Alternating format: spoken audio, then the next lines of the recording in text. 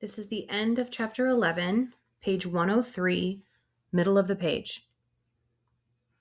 I'm not mad at Ribbit, he mutters. You said you were before. Yeah, well, I changed my mind. Fine, I agree. Everything makes you mad except Ribbit. And I stop bugging him because I keep thinking about Mr. Kermit fighting with the office to get me in the pep rally. Back in room 117 with the rest of the class, we can't help noticing a bright green vuvuzela bent double sticking out of our teacher's trash can. If Ribbit thinks he can get rid of all those things one at a time, puts in Raheem, he's in for a really rough spirit week. I can't understand what makes him tick, puts in Kiana. Most of the time, he never opens his mouth, but blow a vuvuzela and he'll scream you an opera. They make him real mad, I say with a wink at Aldo. He's the Grinch, Mateo pipes up suddenly. I thought he was Squidward, Parker reminds him. Mateo shakes his head. The Grinch, definitely. The Grinch hates Christmas because he can't stand the noise. Well, Mr. Kermit hates Spirit Week because he can't stand vuvuzelas. Everybody hates something, I retort. I don't like lima beans. Am I the Grinch too? It's not just what you hate, it's why you hate it, Mateo replies seriously. Indiana Jones hates snakes because he's afraid of them. Superman hates kryptonite because it's his weakness. The Wicked Witch of the West hates water because it makes her melt. But Mr. Kermit and the Grinch are both haters for the same reason. Noise. Ribbit comes in, and the first thing he sees is all of us staring into the wastebasket at the broken vuvuzela. He seems annoyed at first, but then his expression changes to one of sympathy, top of 105. I have some bad news about Spirit Week. It's okay, Mr. Kermit, Kiana interrupts. We know you tried your best to talk the principal into letting us be a part of it. Let me tell you about Spirit. The teacher comes alive, making eye contact with each of us as he speaks. No one can command you to have spirit. Not principals, governors, presidents, or even kings. There's no spirit switch in your brain that can be flipped on and off. Spirit isn't a week you can put on your calendar. It doesn't come from posters or streamers or rallies or funny hat days. And it definitely doesn't come from making an ungodly racket with a cheap plastic instrument of torture that was invented purely for disturbing the peace. It's the most he's said to us all year. I can't explain it, but it feels like a kind of breakthrough. Although what we're breaking through to, I have no clue. Maybe it's this. In all my years in school, I've never heard a teacher say something that was so completely, totally honest. Chapter 12, Parker Elias. I kick off Spirit Week by getting arrested. I'm on my way to pick up Grams on Monday morning when this cop pulls me over because my taillight is out. The problem is this guy is new, and when I show him my provisional license, he thinks it's a fake ID. So he takes me to the police station, and by the time the desk sergeant straightens him out, I'm late for picking up Grams. She's not waiting outside her apartment building, but when I run upstairs and knock at the door, nobody answers. I drive around the neighborhood, and sure enough, there she is, walking along the main drag. I pull up alongside her and lower the window. Grams, where are you going? Get in the truck. She keeps on walking and never even glances in my direction. Way back when she was growing up in Israel, 1,000,000 years ago, her mother taught her never to get into a strange car. She forgot most of everything else, including the grandson who's supposedly her favorite person, but that stuck. I have to drive half a block ahead, park, get out, and accidentally run into her on the sidewalk. She recognizes me now. In fact, she's really glad to see me, but not half as glad as I am that I found her. She could have gotten on the bus somewhere and be really lost. But she still can't come up with my name, though. You look skinny, kiddo. Have you been eating? Sigh. Why can't she just say, you look skinny, Parker? Hey, here's the pickup, I announce in surprise. Hop in, I'll give you a lift. By the time I drop her off at the senior center, I'm way late. To make things worse, I get stuck behind this giant truck in the driveway of the school. I squint at the sign on the back. At first, it looks sort of like Alien Rot Ant Grid, but that can't be right. Then I recognize the logo from the internet. It's Oriental Trading, that website where you can order bulk amounts of anything, like joke glasses and light up necklaces and party stuff. I honk for them to let me pass, but they're already out of the truck, two big guys. They open the back and start hauling these giant cartons onto the loading bay of the school. There's no writing on the boxes, but there's a picture, so I know exactly what's inside. Vuvuzelas for Spirit Week. Hundreds of them. If they really ordered for every class but us, 1,000. My grip tightens on the wheel. What do I care? If SES 8 is being left out, it makes no difference to me if they've ordered noisemakers for every man, woman, and child on the planet. Then I think of Mr. Kermit. The way he tried to make the principal change her mind, even though he hates vuvuzelas. Man, the sound of just one drives him bananas. In all these boxes, there must be enough noise power to bring down a herd of elephants. I pull around the truck, thumping over the curb and driving across some of the front lawn to the parking lot. That's against the rules of my license, too, but this is an emergency, top of 109. I roar into a spot, putting only a tiny scrape on the side of Mrs. O's Mini Cooper. I jump out and head for the school without even using my bottle of scratch guard. By the time I hit the entrance foyer, I'm flying. I sprint clear across the school, past the gym to room 117. What luck! The other kids are there, but Mr. Kermit hasn't arrived yet. Considering he's a teacher, he sure doesn't seem to have a problem with tardiness. His own, anyway. If they gave late slips to staff members, Ribbit would spend his whole life in detention.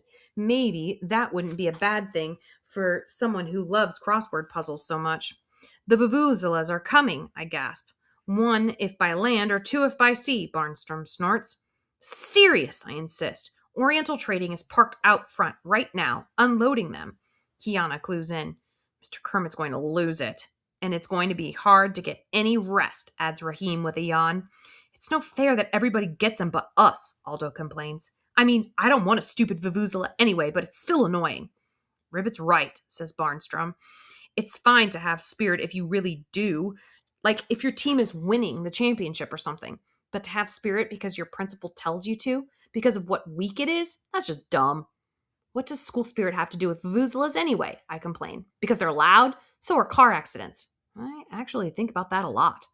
Poor Mr. Kermit, Kiana adds. This is going to be rough for him. I wish there was something we could do to make it better. Maybe there is, Mateo muses. Aldo rolls his eyes. What, we send him on vacation to the Death Star until Spirit Week is over? Of course not. He dismisses this. The Death Star is Star Wars. Mr. Kermit is the Grinch. The Grinch isn't real, Kiana explains patiently.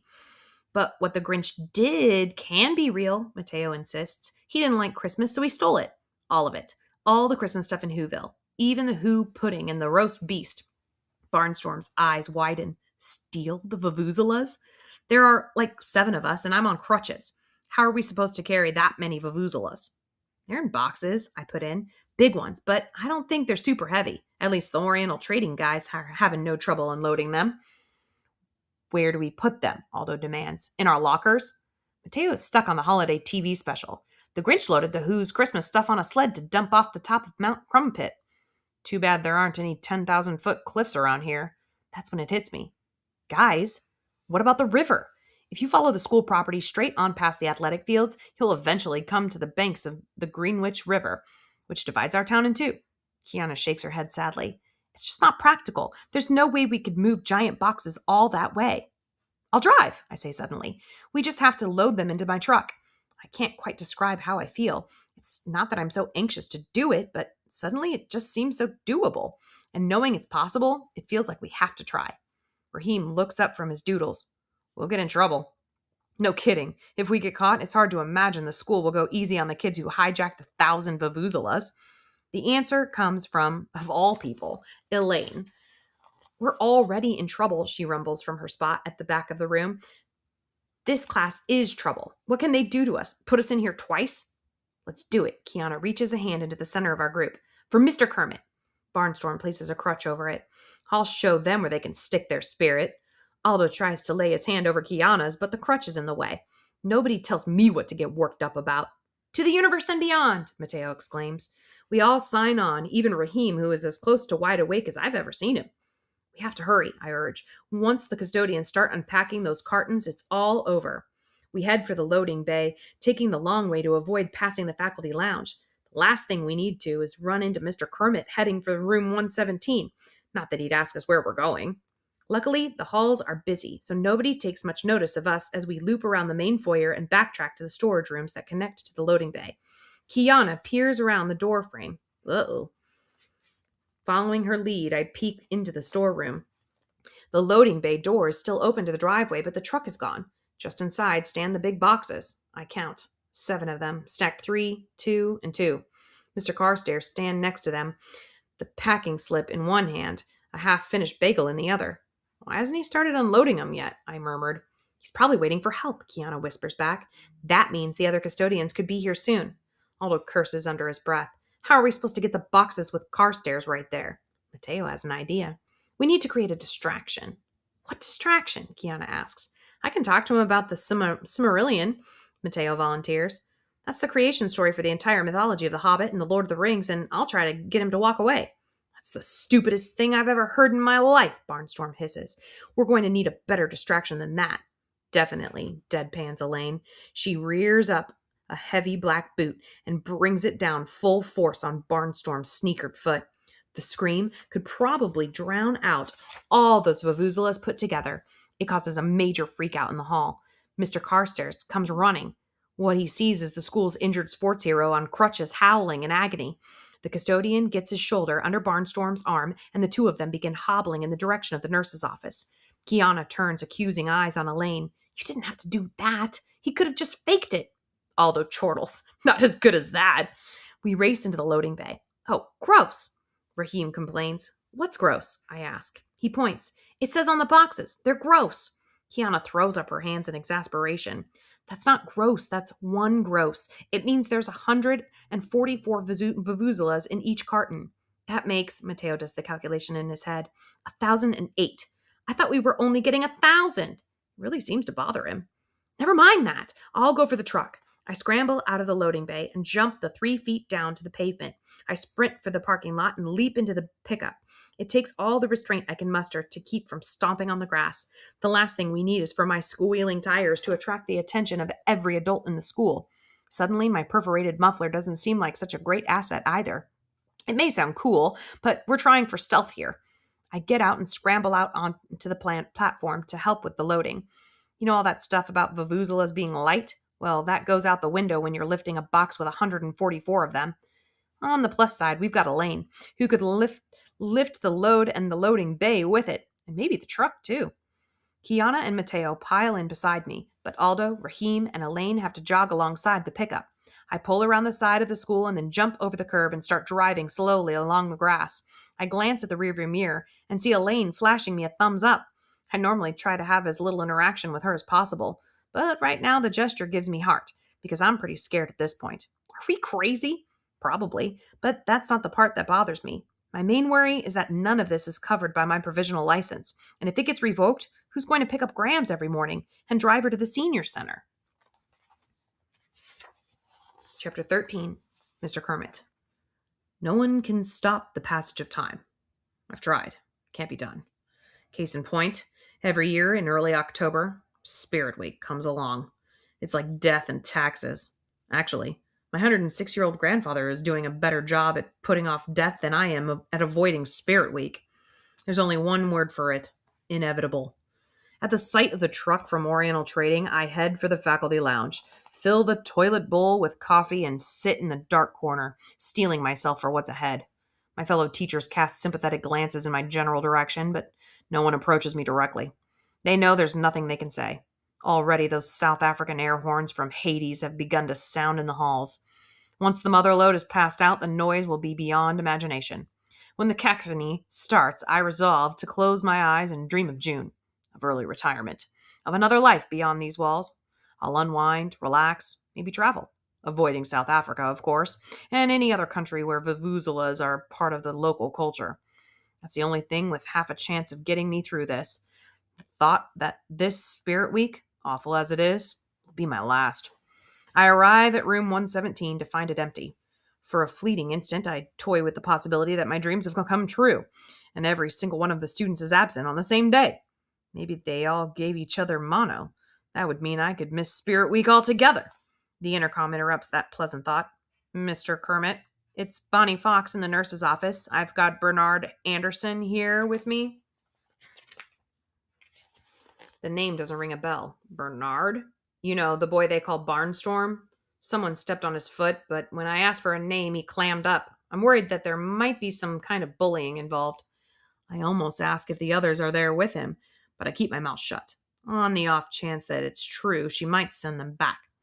He's already got crutches, but that seems to be unrelated, the nurse goes on. I've iced the foot, but Bernard refuses to let me call his parents. He says he doesn't want to miss anything. Spirit Week, I mutter.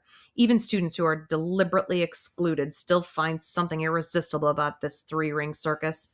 Into the intercom, I add, "Well, thanks for letting me know. Please don't feel you have to send him back to class anytime soon. Take your time. We don't want to risk re-injury." I break the connection. One mystery solved. 6 to go. Except is it really a mystery if you don't care? Just the fact that they're absent is enough for me. At that moment, the PA system crackles to life. "Your attention, please. It's Principal Vargas." Her voice seems higher pitched than usual and a little shrill, like she's under stress. "7 large cartons are missing from the loading bay. That's all the vuvuzelas for Spirit Week. Perhaps somebody thinks this is a joke. I assure you that it isn't. This is stealing, pure and simple. If the school doesn't get its property back immediately, we'll return the matter over to the police." I sit down at my desk and open the paper to the crossword puzzle. Who would have believed that Spirit Week could start out on such a hopeful note? First, no students. Next, no vuvuzelas. How could it be better? Superintendent Thaddeus being abducted by aliens? I frown. Missing students. Missing vuvuzelas. Miss Fountain bursts in from next door. At the sight of the empty desk, she exclaims, "Mr. Kermit, where are your students?" I shoot her a coy look. "Shh, you'll jinx it." But, totally flustered, she rushes across the room and yanks up the Venetian blinds. An appalling sight meets my eyes. A pickup truck is jouncing across the schoolyard. It's not just any truck, Parker's truck. The payload is piled high with boxes. Parker is at the wheel, his face and shoulder crowded up against the driver's side window by the rest of the missing Unteachables. 3 more jog alongside the pickup. "They hate me," I exclaim. "Of course they don't hate you," Miss Fountain shoots back. "Why would you say such a thing?" "They know how much I can't stand vuvuzelas. They're cornering the market so they can torture me forever." "Come on." She grabs my arm and literally drags me to the nearest exit. "We've got to stop before this becomes a police matter and the children end up in trouble." Out on the lawn, she runs after them, so I run too. I haven't run in 15 years. I'm not good at it. 6 steps in and I'm out of breath. Gasping and wheezing, struggling to keep up, I reflect once again how much Emma Fountain is like her mother. In the middle of a crisis, her number one concern is that the children shouldn't get in trouble. Why not? Trouble was invented for juvenile delinquents who do things like this. Fiona was the same way, and her one-time fiancé used to be just as naive, until a certain 7th grader named Jake Terranova showed me how the real world worked. A glance over my shoulder reveals that Emma and I aren't the only ones chasing the runaway Unteachables. It looks like half the faculty is racing across the grass, running full tilt, top of 121. Christina Vargas is in the lead. But wait, who's that inching ahead of her? Oh no, it's Dr. Thaddeus. The superintendent's face is bright red, and he's sweating all over his hand-tailored silk suit. Not far behind the leaders is Barnstorm, thumping, swinging skillfully on his crutches. That kid really is a great athlete. He's having no problem keeping ahead of Nurse Fox and the custodial staff. Even a couple of lunch ladies have joined the stampede. Up ahead, the pickup stops in a spray of dirt and grass. The Unteachables set about unloading the big boxes, yanking them out of the payload. "What's that noise?" Emma tosses over her shoulder. I hear it too, a low, hissing rumble. The Greenwich River. The students have the boxes ripped open and lined up along the riverbank, as if they're planning to... The truth hits me like a cannonball to the stomach, knocking the wind out of me. Or maybe it just feels that way because I have so little wind left. They're not stealing the vuvuzelas. They're going to dump them. I resolved long ago never again to waste my brain activity wondering what makes a bunch of rotten kids do what they do. But this is something that can't be ignored. Hijack a shipment of vuvuzelas only to throw them away? Why? Alda's voice reaches me from the riverbank. "It's Ribbit!" What happens next might be the strangest part of an already bizarre episode. The Unteachables, caught red-handed in the middle of a ridiculous crime, all start cheering. What choice do I have but to try to get to the bottom of this? I charge up to the group. "Has everybody gone crazy?" I demand, panting from the long sprint.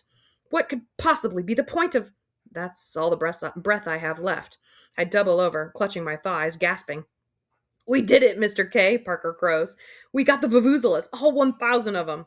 1,008, Mateo corrects. At this point, it's just babble. "I saw the shipment in the loading bay. Lane created a distraction on Barnstorm's foot. We got the idea from the Grinch." I throw my arms around a carton and pick it up, nearly rupturing a disc in the process. Who knew that a box of light plastic horns could be so heavy? It's titanic struggle to get it up onto my shoulder. "We're taking these back to school right now," I exclaim, voice strained. "Honestly, what were you kids thinking?" Kiana regards me earnestly. We know how you feel about Spirit Week, Mr. Kermit. We took the vuvuzelas because you hate them so much. The bulky carton freezes on its unsteady perch on my shoulder. The thought knives through my oxygen starved brain. They're doing this for me. Kermit! Roars an enraged Dr. Thaddeus. Control your students! I barely hear him. The flood of emotions brings me back decades to a time before Jake Terranova and the cheating scandal, back when I was Emma's age, and I'd step into the classroom every morning with high hopes of shaping young minds.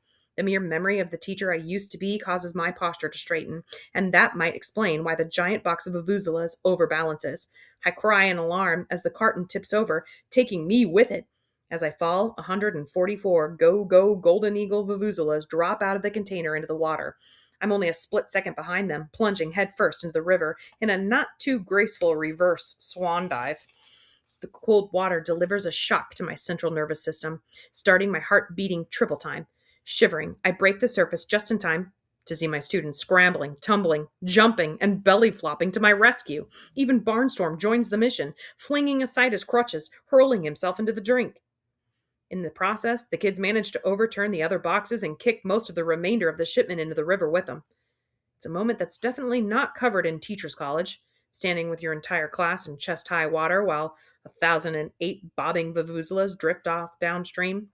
Elaine has Mateo by the collar to keep him from sailing away with the noisemakers. Of all the miserable things that have happened to me during Spirit Week over the years, this ranks about sixth.